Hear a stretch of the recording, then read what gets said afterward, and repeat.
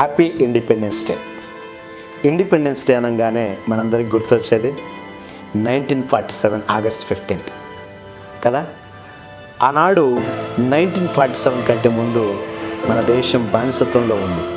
అయితే 1947 తర్వాత బానిసత్వం నుంచి విడుదల కలిగి మరి స్వాతంత్రం పొందుకున్నట్లుగా మనం చూస్తాం.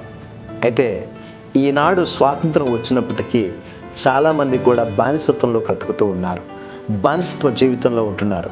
అయితే ఆ బానిసత్వపు జీవితం నుంచి, ఆ వ్యక్తిగతమైనటువంటి బానిసత్వ జీవితం నుంచి విడుదల కావాలంటే ఒకటే ఒక మార్గం, అది యేసు క్రీస్తు మార్గం.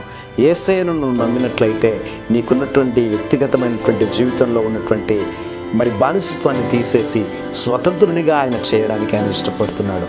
వస్తావా ఈరోజు?